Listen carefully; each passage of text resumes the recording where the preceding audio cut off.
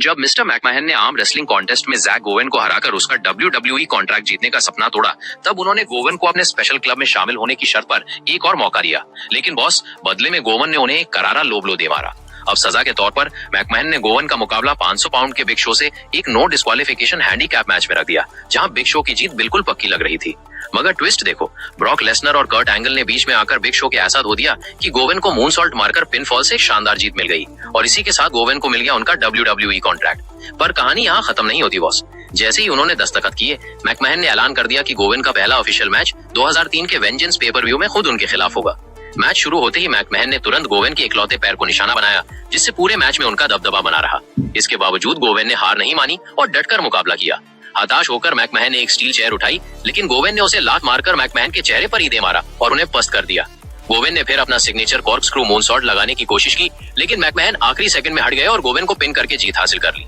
पर इस हार के बाद भी गोवेन को उनके इस कमाल के जज्बे के लिए दर्शकों से मिला एक जबरदस्त स्टैंडिंग ओवेशन।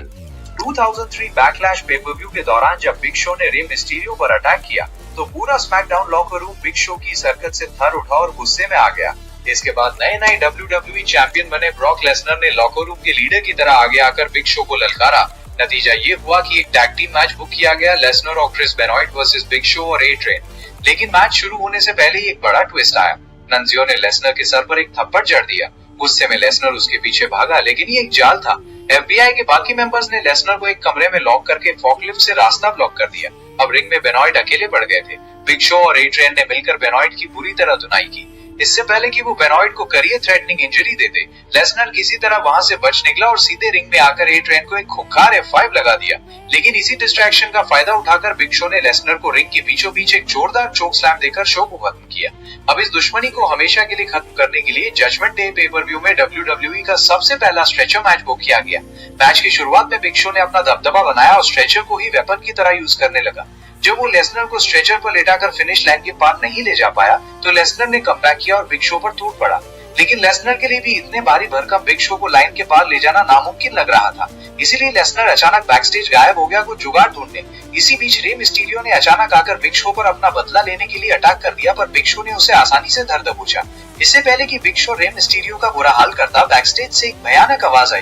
ब्रॉक लेसनर एक रियल फोकलिफ्ट चलाते हुए बाहर आया और सीधे फोकलिफ्ट से बिग शो पर एक फ्लाइंग क्रॉस बॉडी मार दी। इसके बाद लेसनर ने स्ट्रेचर को फोकलिफ्ट पर रखा, बिग शो को उसके ऊपर रोल किया और फोकलिफ्ट चलाते हुए बिग शो को फिनिश लाइन के पार ले गया। और इस तरह लेसनर ने इस हिस्टोरिक मैच में एक यादगार जीत। जब बिग शो ने टोरी विल्सन को एक 20 फुट ऊंचे लेज से नीचे फेंकने की धमकी दी, तब कर्ट एंगल ने उन्हें समझाने की कोशिश की, मगर इससे बिग शो का गुस्सा और बढ़ गया। उन्होंने उल्टा एंगल को ही पकड़ा और एक ऐसा ब्रूटल चोक स्लैम दिया कि एंगल सीधा नीचे जमीन पर जा गिरे। लेकिन जब एंगल ठीक होकर वापस आए, तो उन्होंने अपना बदला लेने के लिए एक खतरनाक दिमाग लगाया। उन्होंने बिग शो को एक ट्रैंकुलाइजर गन से बेहोश किया और सबके सामने उनका सिर मुंडवाकर उन्हें गंजा कर दिया। इस जबरदस्त दुश्मनी के बाद इन दोनों का मैच फिक्स हुआ 2004 के नो मर्सी पेपर व्यू में। मैच शुरू होते ही बिग शो ने पूरी तरह अपना दबदबा बना लिया। बिग शो का ये रूप देखकर एंगल ने हार मान ली और क्राउड के बीच से भागने लगे। मगर ट्विस्ट देखो, जनरल मैनेजर टेडी लॉन्ग ने आकर साफ बोल दिया कि अगर एंगल आज मैच छोड़कर भागे, तो वो स्मैकडाउन में फिर कभी रेसलिंग नहीं कर पाएंगे। मजबूरी में एंगल को रिंग में वापस आना पड़ा। मैच दोबारा शुरू हुआ और बिग शो फिर से उन्हें पीटने लगे। तभी अचानक रेफरी गलती से नॉकआउट हो गया। बस मौका देखकर एंगल ने एक स्टील चेयर उठाई और बिग शो पर टूट पड़े, पर फिर भी वो जीत नहीं पाए। अब आखिरी दांव खेलने के लिए एंगल रिंग के नीचे से वही ट्रैंकुलाइजर गन निकालने गए, लेकिन इस बार बिग शो ने उसे पकड़कर अपने पैर पर ही तोड़ दिया। फिर क्या था बॉस, बिग शो ने एंगल को टॉप रोप पर ले जाकर एक चौंकाने वाला टॉप रोप चोक स्लैम दिया और पिनफॉल करके एक धमाकेदार जीत अपने नाम कर ली। आफ्टर सेथ रॉलिंस ने जॉन सीना को हराकर WWE वर्ल्ड हेवीवेट चैंपियनशिप और उनकी यूनाइटेड स्टेट्स चैंपियनशिप अपने नाम कर ली, तो अथॉरिटी ने उन्हें सम्मानित करने के लिए एक स्टैचू बनाने का प्लान किया। मगर जब उस स्टैचू का खुलासा हुआ, तो वहां स्टिंग अपीयर्ड हो गए और उन्होंने रॉलिंस पर अटैक करके उन्हें चैंपियनशिप के लिए चैलेंज कर दिया। फिर क्या था, night of champions pay per view के लिए इनका मैच फिक्स हो गया। रॉलिंस के लिए मुश्किल तब और बढ़ गई जब सीना ने अपनी रीमैच क्लॉज इन्वोक कर दी, ताकि वो उसी सेम शो पर यूनाइटेड स्टेट्स चैंपियनशिप के लिए रॉलिंस का सामना कर सके। अपने इस डबल हेडर मेन इवेंट के पहले मैच में रॉलिंस ने सीना पर उन्हीं का एटीट्यूड एडजस्टमेंट चलाने की कोशिश की, बट सीना ने इसका काउंटर किया और अपना फिनिशर लगाकर विक्ट्री हासिल की और यूनाइटेड स्टेट्स चैंपियनशिप वापस अपने नाम कर दी। जब सीना अपनी जीत सेलिब्रेट कर रहे थे, तो रॉलिंस अपनी WWE वर्ल्ड हेवीवेट चैंपियनशिप उठाकर वहां से भागने लगे, बट सीना ने उनका रास्ता रोका और फ्लोर पर उन्हें एक और एटीट्यूड एडजस्टमेंट दे मारा, ताकि वो अपनी अगली टाइटल डिफेंस के लिए वहीं रुके रहे। सेकंड राउंड में स्टिंग ने शुरुआती मोमेंट्स में पूरी तरह डोमिनेट किया, लेकिन कहानी तब पलट गई जब रॉलिंस ने स्टिंग को अनाउंसर्स टेबल के आर पार फेंक दिया और एक ऐसी खतरनाक टर्न बगल पावर बॉम्ब दी जिससे स्टिंग टेम्परेरीली रिटायर हो गई। रॉलिंस ने जैसे तैसे स्टिंग को हराकर अपना टाइटल तो रिटेन कर लिया, लेकिन उनका ये हैवी वर्कलोड 2 महीने बाद उन पर भारी पड़ गया, जहां उनका MCL टेयर हो गया और उन्हें मजबूरन अपनी चैंपियनशिप खाली करनी पड़ी। After defeating The Rock to win the WWE Championship for the first time in his career, Kurt Angle ने अपने टाइटल को बचाने के लिए ऐसी क्वेश्चनेबल टैक्टिक्स यूज करना शुरू कर दिया जिससे उनका रेन लंबा चल सके। इसका नतीजा ये हुआ कि WWE कमिश्नर मिक फोली ने एक बड़ा फैसला लिया। उन्होंने 2000 आर्मागेडन पेपर-व्यू में एक ऐसा मैच बुक किया जो इतिहास बदलने वाला था। कर्ट एंगल अपना टाइटल डिफेंड करेंगे against the rock, stone cold Steve Austin, triple H, the Undertaker और रिकीशी, वो भी एक खूंखार हेल इन अ सेल मैच में। WWE CEO मिस्टर मैकमैन बिल्कुल नहीं चाहते थे कि उनकी कंपनी की ये 6 सबसे बड़े सुपरस्टार्स इस सबसे डेंजरस स्ट्रक्चर के अंदर बंद हो जाएं। इसीलिए वो हर एक कंपेटिटर के पास गए और उनसे हाथ जोड़कर मैच से पीछे हटने की भीख मांगने लगे, लेकिन बॉस सबने साफ मना कर दिया। सो मैच अपने शेड्यूल के मुताबिक शुरू हुआ और बेल बजते ही रिंग के अंदर तबाही मच गई। मिस्टर मैकमैन ने मैच रोकने की एक आखिरी कोशिश की और सेल को ही उखाड़ने के लिए ट्रक ले आए, लेकिन लोकल अथॉरिटीज के उन्हें ले जाने से पहले वो सिर्फ केज का दरवाजा ही तोड़ पाए। अब जब सेल का दरवाजा खुल चुका था तो सारी 6 सुपरस्टार्स केज से बाहर निकल आए और पूरे अरीना में घमासान लड़ाई शुरू हो गई। बात यहाँ तक पहुँच गई कि ये लोग सेल के टॉप पर चढ़कर लड़ने लगे और वहीं पर अंडरटेकर ने एक ऐसा खौफनाक मंजर दिखाया। उन्होंने रिकीशी को सेल के ऊपर से चोक स्लैम देकर नीचे खड़े एक ट्रक के बेड पर फेंक दिया और उन्हें मैच से बाहर कर दिया।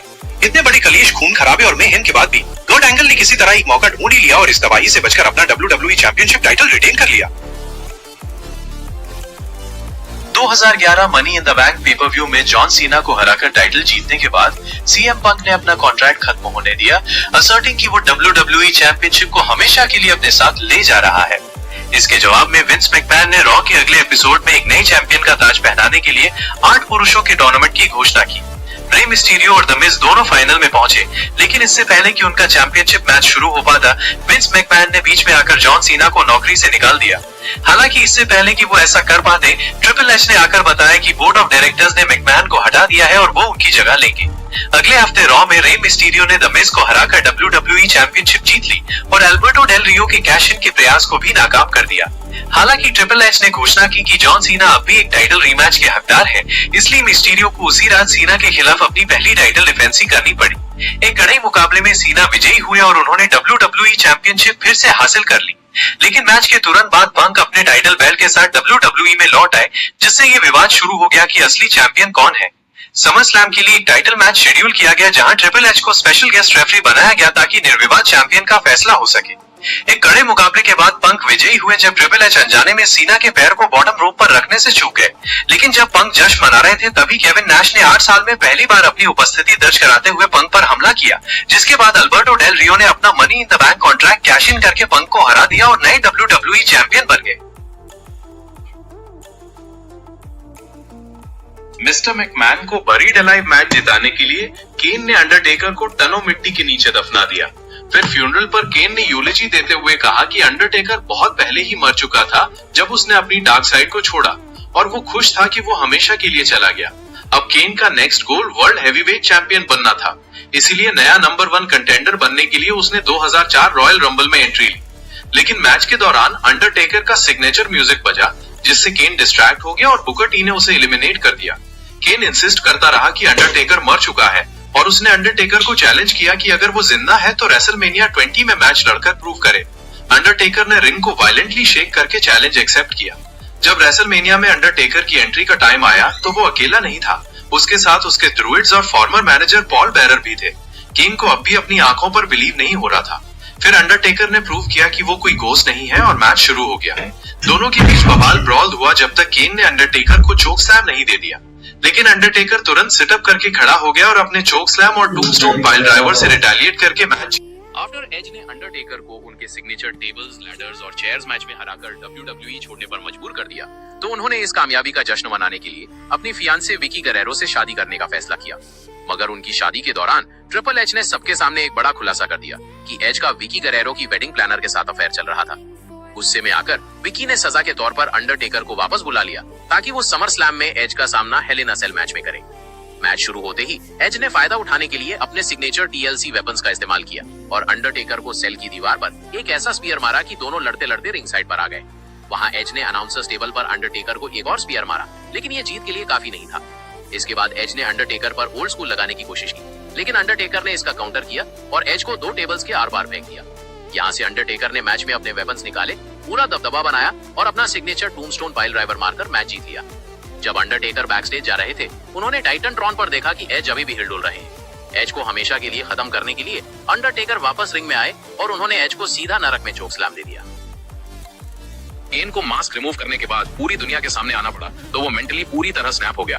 अपना गुस्सा निकालने के लिए केन ने ब्रूटली लिंडा मैकमैन पर अटैक किया और उन्हें एक विशस टोमस्टोन पाइल ड्राइवर दे दिया। ये हॉरिफाइंग असॉल्ट देखने के बाद उनके बेटे शेन मैकमैन ने 2 साल बाद WWE में शॉकिंग रिटर्न किया। शेन इमीडिएटली केन के सामने आ गया और उसे स्टेज से क्रैश भी कर दिया, लेकिन केन पर इसका कोई इफेक्ट नहीं हुआ। ना उसने फेयर दिखाया ना पेन। कुछ हफ्तों बाद केन ने रिवेंज लिया by interfering during Shane's match with Chris Jericho.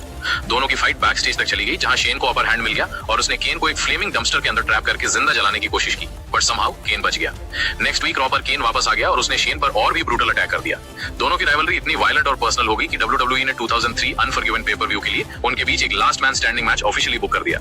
Match start होते ही कंप्लीट chaos देखने को मिला। शेन ने केन को हराने के लिए अपनी पूरी जान लगा दी, लेकिन ये मॉन्स्टर बार-बार वापस खड़ा हो रहा था। जब शेन फाइनली कंट्रोल में नजर आया और केन को डाउन रखने में फेल हो गया, तब उसने पैनिक में आकर एक फाइनल रिस्की मूव अटेम्प्ट किया। हाउएवर लास्ट सेकंड पर केन साइड हो गया और शेन डायरेक्टली स्टेज सेटअप के थ्रू वायलेंटली क्रैश कर गया। इसके बाद केन को विनर डिक्लेयर कर दिया गया, लेकिन नाइटमेयर अभी खत्म नहीं हुआ था। अगली रात शेन हॉस्पिटल से लाइव सैटेलाइट इंटरव्यू दे रहा था, तभी शॉकिंगली केन हॉस्पिटल पहुंच गया और उसने शेन पर फिर से ब्रूटल अटैक कर दिया। शेन के आउट ऑफ एक्शन होने के बाद केन ने पूरे WWE रोस्टर को डिस्ट्रॉय करना स्टार्ट कर दिया, लेकिन फिर अनएक्सपेक्टेडली शेन रॉ पर रिटर्न हुआ और उसने केन को बैकस्टेज एक लिमोजीन के अंदर ट्रैप करके उस लिमोजीन को सीधा ट्रेलर में क्रैश कर दिया। महीनों तक चले इस डिस्ट्रक्शन और chaos के बाद फाइनली दोनों को सर्वाइवर सीरीज 2003 में एक ब्रूटल एम्बुलेंस मैच में बुक किया गया। जैसे ही मैच स्टार्ट हुआ, फाइट इंस्टेंटली रिंग साइड और बैकस्टेज एरिया तक स्पिल हो गई। एक पॉइंट पर शेन ने एम्बुलेंस के ऊपर से एक huge coast to coast attack hit किया, लेकिन इतनी पनिशमेंट के बाद भी केन डाउन रहने को रेडी नहीं था।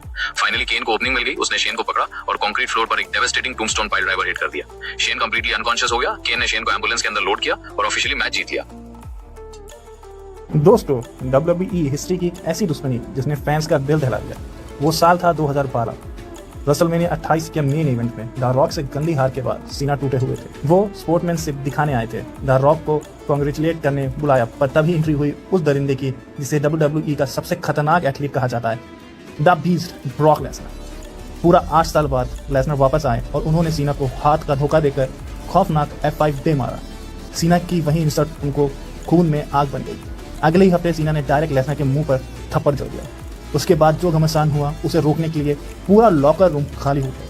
हिसाब बराबर करने के लिए इनका मैच एक्सट्रीम रूल में सेट हुआ 2012 में। लेसनर ने सीना को कुत्ते की तरह पीटा, उनका मुंह लाल कर दिया।